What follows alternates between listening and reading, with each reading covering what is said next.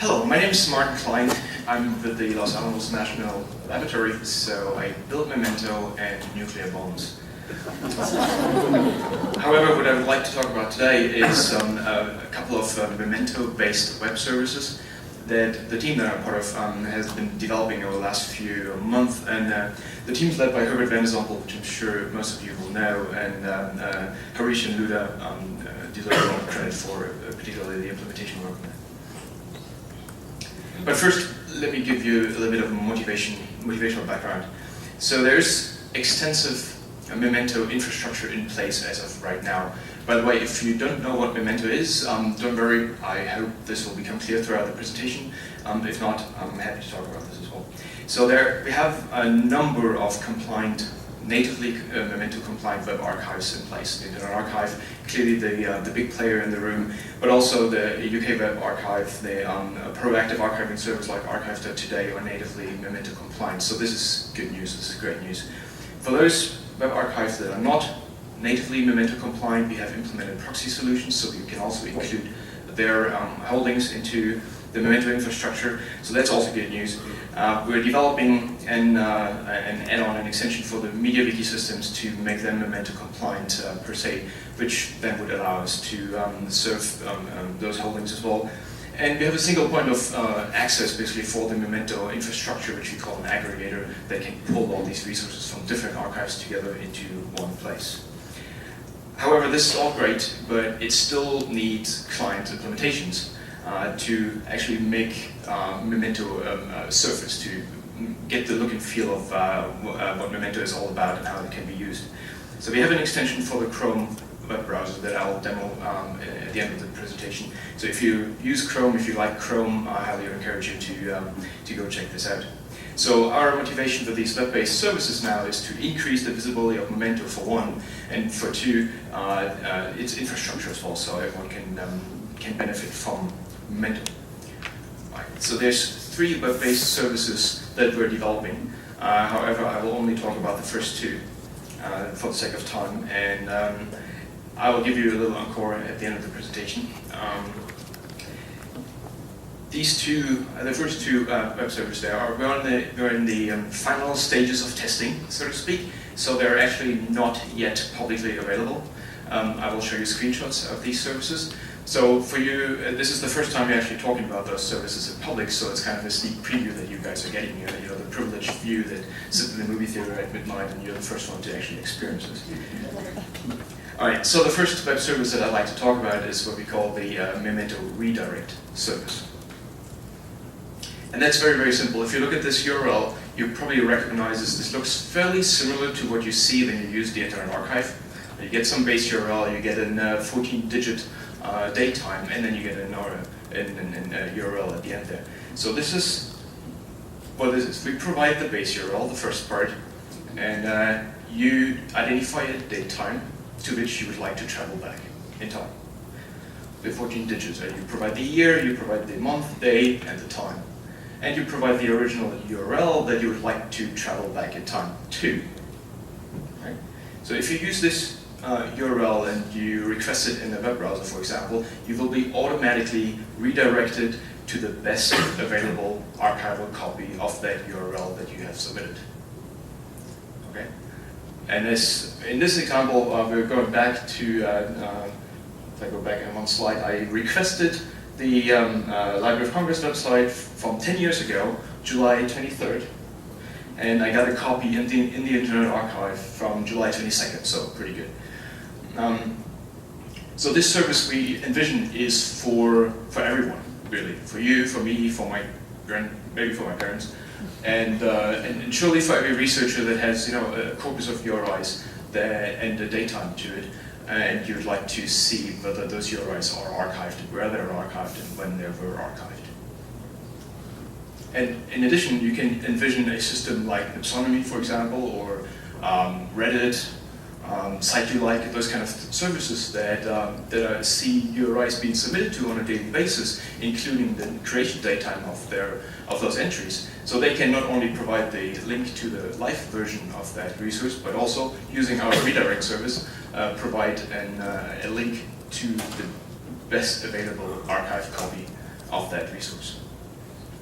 So we're quite excited about that. Right.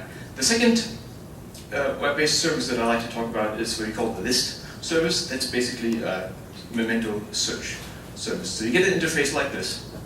If this reminds you of one of your favorite search engines, this might not be incidental. So you have a little form. You key in a URI. You have, and I use digitalpreservation.gov in this case. Then you have two more fields where you key in the desired date time to which you would like to travel back in time. And you have two buttons. One is time travel, and the other one says, I'm feeling nostalgic, which basically means get me any archive copy of any web page that is potentially available.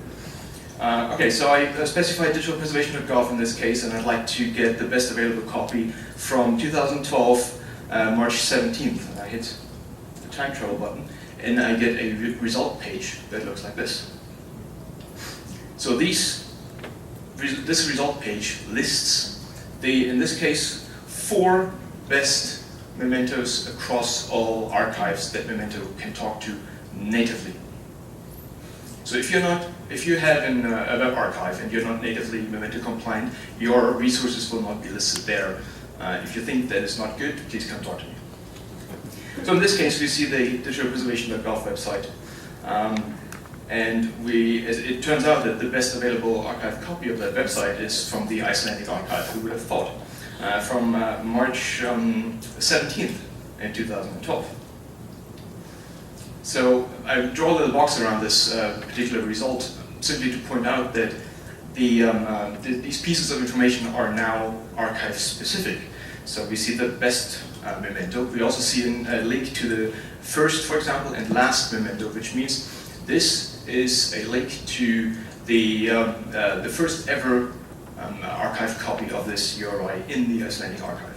We also get a link that can show us all archive copies of this URI, digitalpreservation.gov, in the Icelandic archive. And you see these little social media buttons that I'm sure you're aware of. So if you'd like to tweet about a result page, you can easily do this with the service. And of course, a little promotion as well.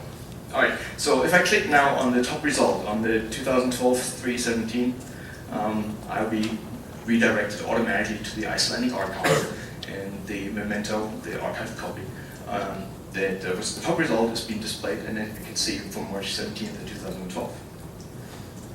All right, another example for this list service. I Googled Georgetown, and I looked at the Wikipedia page, and I thought, well, let's see what the Wikipedia page looked like basically 3 years ago, 2011 in July. And Wikipedia here is the only example because Wikipedia is not yet natively Memento compliant. We're working on it. However, Wikipedia is basically so big and they have so many archived versions of their resources that this is the only example we are servicing by proxy in the service. Okay, I click on the link, and to prove to you that I'm telling the truth, this is now an old version, and you can see in this little reddish box that the version is from July 17th in 2011. Right.